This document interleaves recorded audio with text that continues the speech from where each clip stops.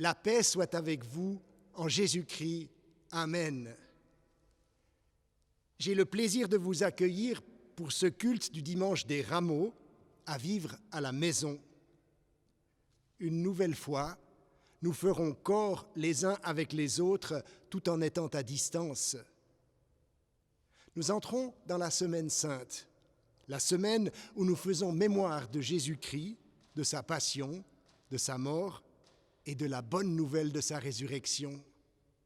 Un événement qui fonde notre foi et notre espérance. L'impossible devient possible, la mort est surmontée. Alors que nous sommes en pleine crise planétaire avec le coronavirus, l'événement de Pâques peut nous parler. Nous prions. Seigneur, Dieu de notre espérance, sois au milieu de nous. Toi le Créateur, donne-nous confiance en la vie qui vient de toi. Toi le Libérateur, conduis-nous hors de l'Égypte de nos esclavages vers la liberté qui vient de toi. Toi le Rédempteur, toi la vie nouvelle, fais-nous vivre de ta promesse. Amen.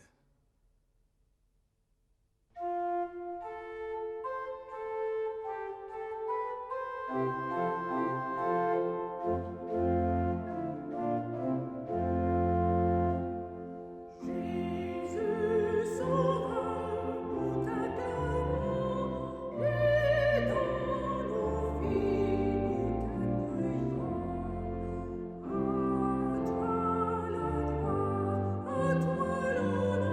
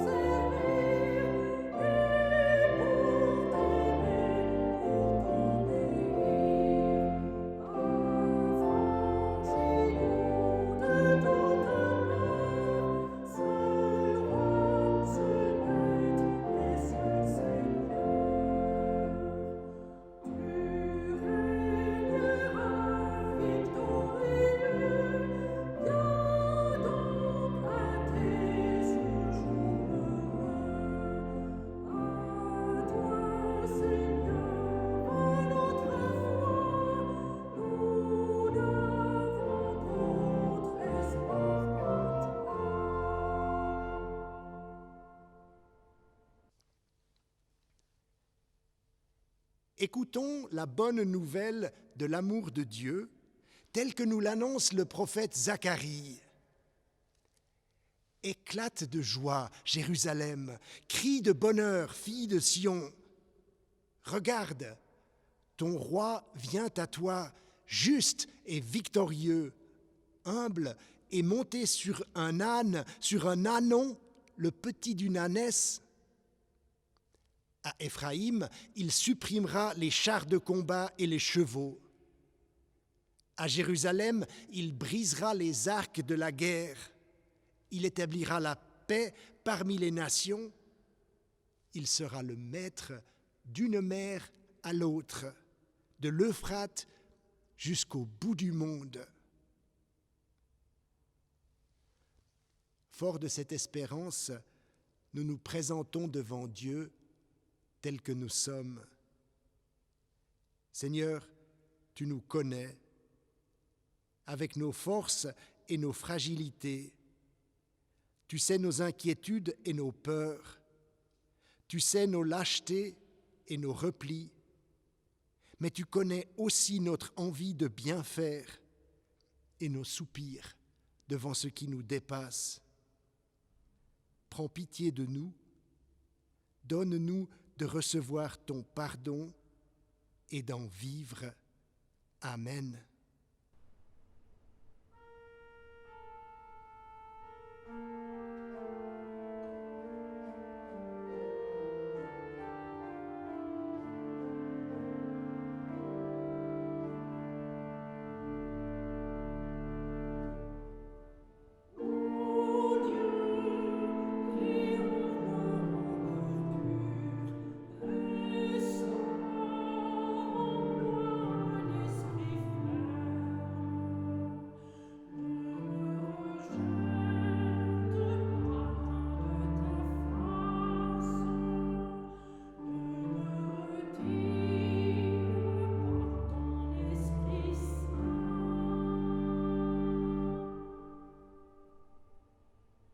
Et recevons le pardon de Dieu.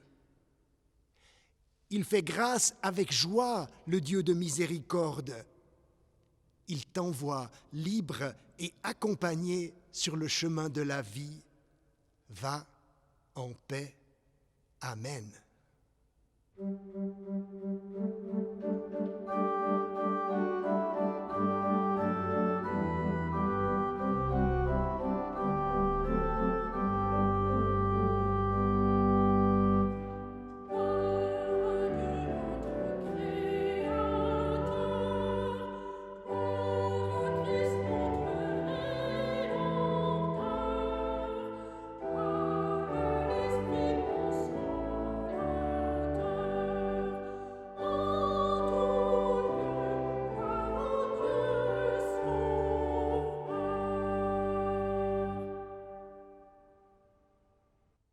Nous prions.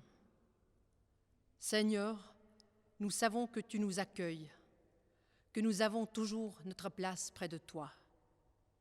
Aujourd'hui, c'est nous qui voulons t'accueillir, c'est nous qui voulons te faire une place parmi nous. Sois le bienvenu parmi nous, tu es notre invité. Assieds-toi parmi nous, parle-nous, raconte-nous ton histoire avec ton peuple, ta passion, comment ton Fils a donné sa vie. Et donne-nous ton Esprit Saint pour que nous croyions à ta vie, à ta résurrection, à l'espoir qui vient de toi. Amen.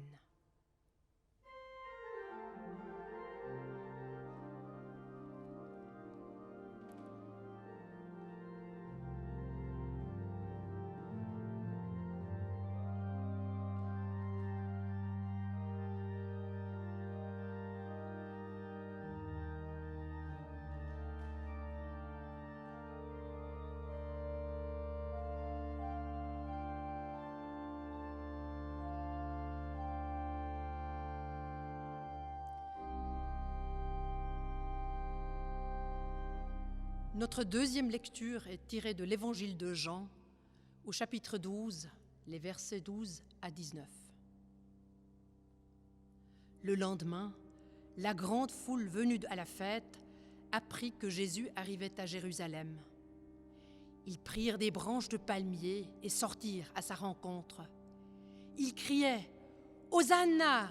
Béni soit au nom du Seigneur, celui qui vient, le roi d'Israël !»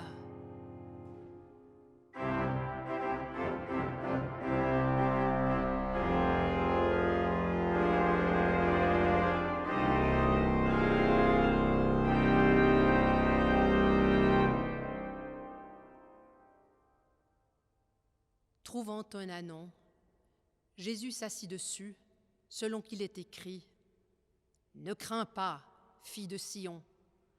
Voici ton roi qui vient. Il est monté sur le petit d'une ânesse. »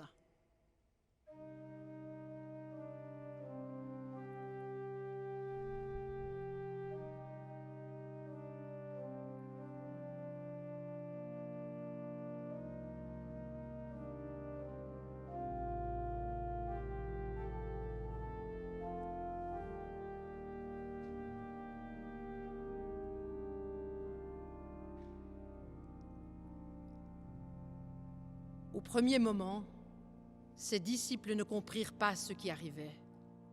Mais lorsque Jésus eut été glorifié, ils se souvinrent que cela avait été écrit à son sujet et que c'était cela même qu'on avait fait pour lui. Cependant, la foule de ceux qui étaient avec lui, lorsqu'il avait appelé Lazare hors du tombeau et qu'il avait relevé d'entre les morts, lui rendait témoignage. C'était bien, en effet, parce qu'elle avait appris qu'il avait opéré ce signe qu'elle se portait à sa rencontre. Les pharisiens se dirent alors les uns aux autres, « Vous le voyez, vous n'arriverez à rien. Voilà que le monde se met à sa suite. »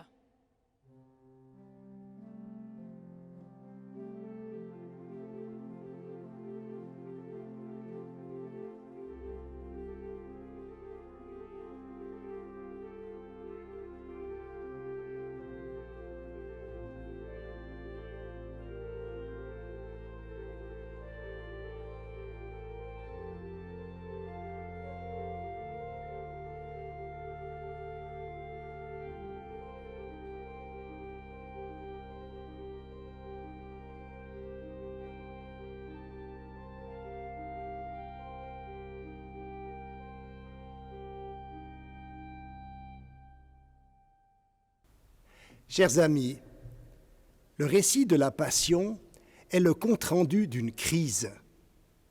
C'est une histoire qui est racontée par ceux qui ont vécu cette histoire et qui connaissent la suite. Celui qui nous la raconte, l'évangéliste Jean, nous met sur la piste quand il dit « Au début, les disciples ne comprirent pas ce qui arrivait. » Oui, c'est seulement plus tard qu'ils réaliseront ce qui s'était vraiment passé et le sens de tous ces événements.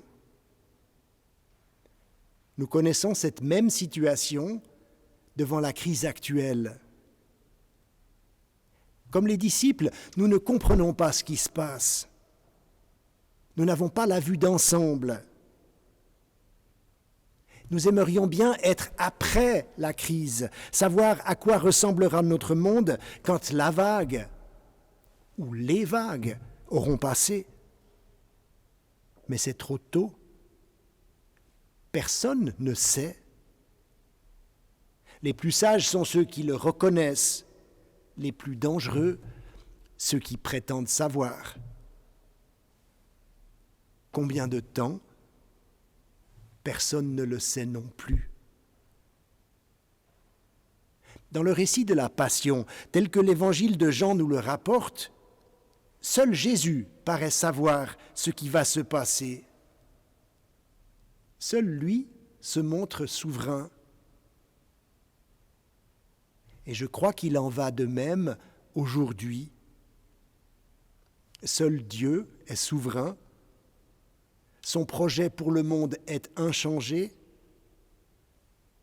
Ce projet est en route, mais nous ne pouvons pas le voir autrement qu'avec le regard de la foi. Plus tard, nous verrons plus clair. Et il est important maintenant de noter les signes qui nous permettront un jour de donner du sens à ce que nous traversons.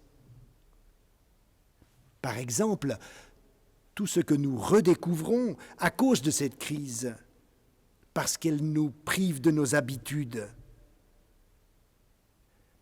ou tout ce que nous inventons pour vivre autrement dans ce cadre qui nous est imposé, comme peut-être ce culte. Mais revenons à la crise de la passion du Christ.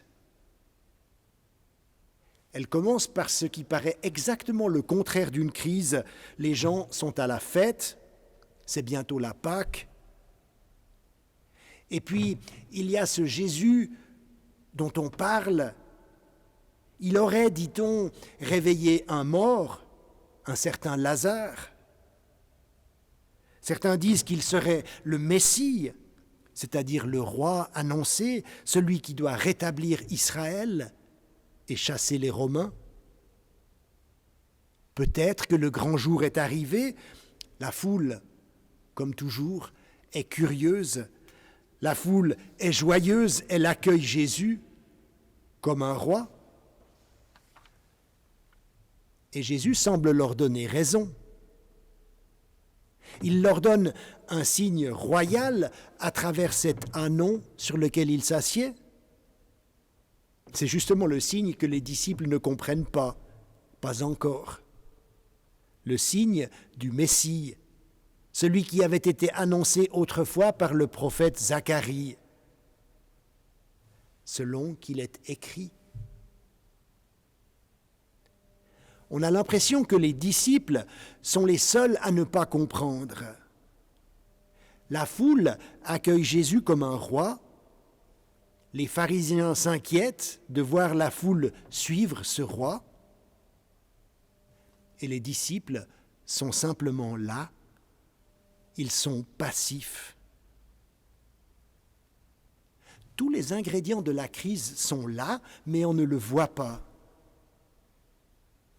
Et pourtant, comme nous le savons, quelques jours suffiront pour que tout bascule, pour que Jésus se retrouve traité comme un criminel et que la même foule qui l'accueillait comme un roi se mette à crier « Crucifie-le, crucifie-le ».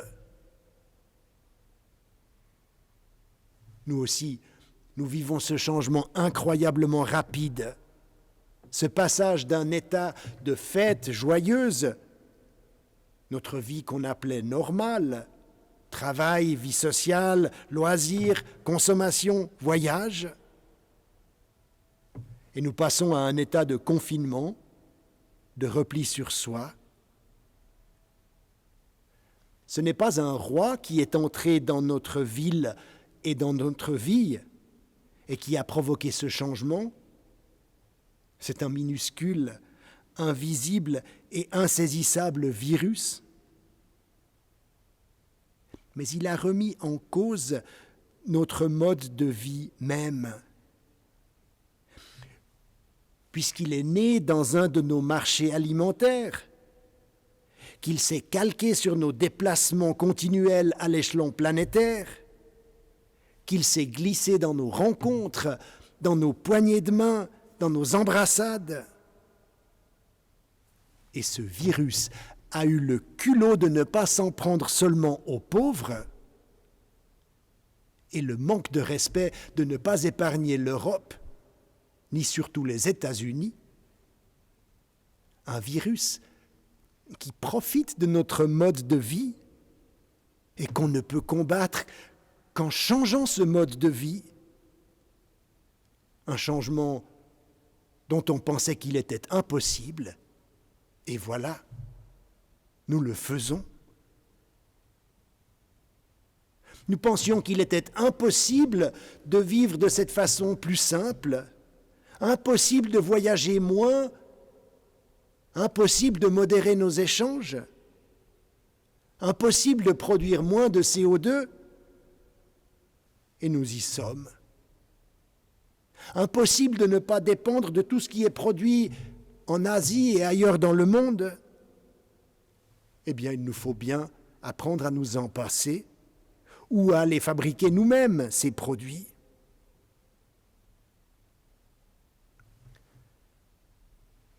La maladie que nous apporte le virus est sérieuse, bien sûr. Mais il y a une autre maladie qui est certainement encore plus sérieuse, et c'est celle de notre planète. Et là, pour cette maladie de notre planète, le virus, c'est nous, les êtres humains. Nous sommes comme une infection qui attaque la planète, qui détruit la forêt tropicale, qui anéantit la biodiversité, qui change le climat.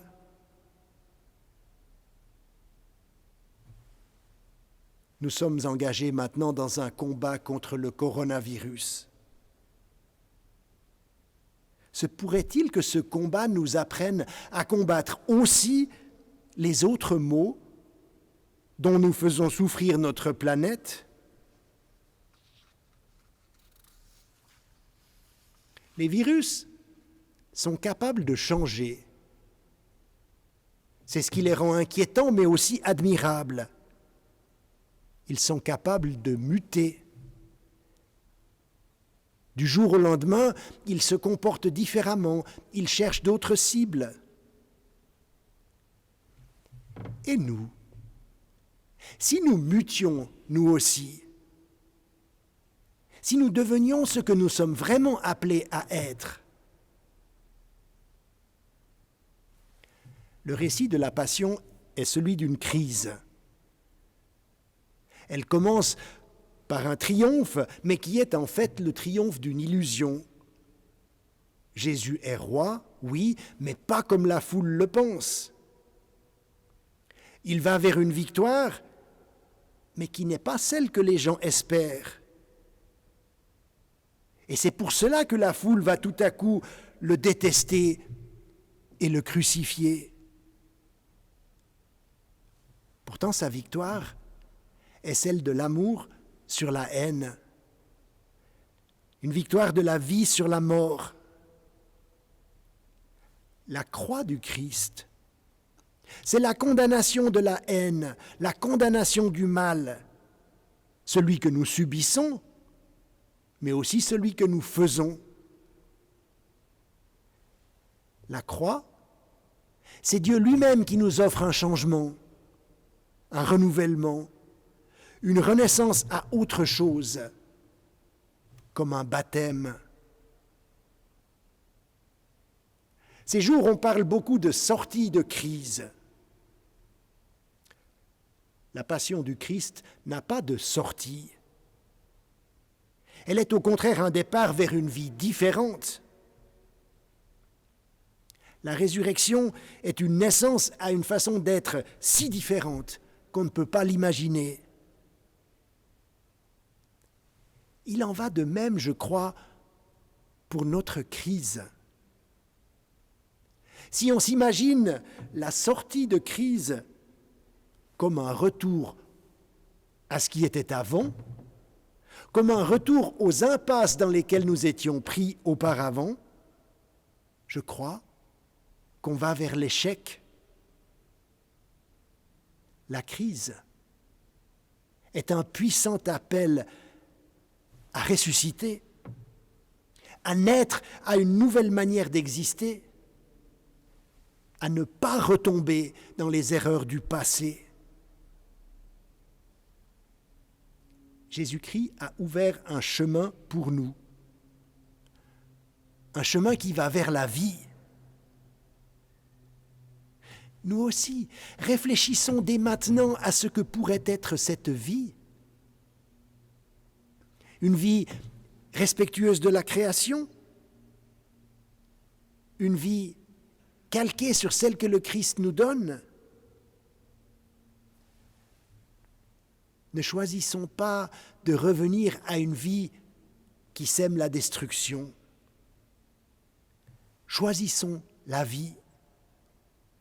Suivons celui qui est la vie. Amen.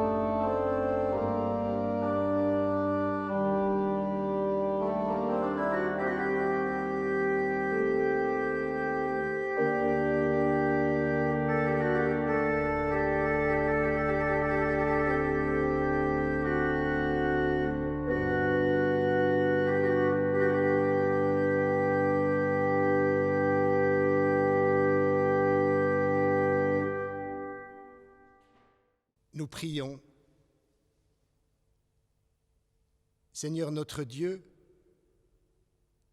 nous te remettons notre monde et nous nous confions nous-mêmes entre tes mains.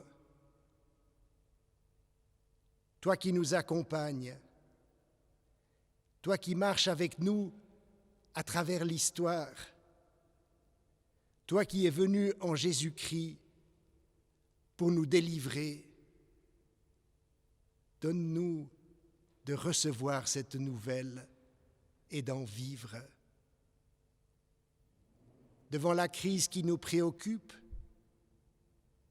devant la situation de notre planète, nous te demandons de nous donner ta force, ton espoir, ta confiance. Permets-nous de marcher comme vers ta résurrection.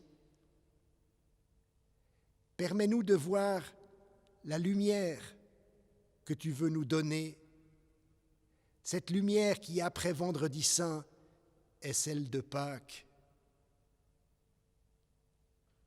Comme tu as rassemblé tes disciples, comme tu es venu au milieu d'eux, donne-nous des signes de ta présence. Tu fais de nous une famille, des enfants. Permets-nous de te dire tous ensemble comme tu nous l'as appris, notre Père qui es aux cieux, que ton nom soit sanctifié, que ton règne vienne, que ta volonté soit faite sur la terre comme au ciel.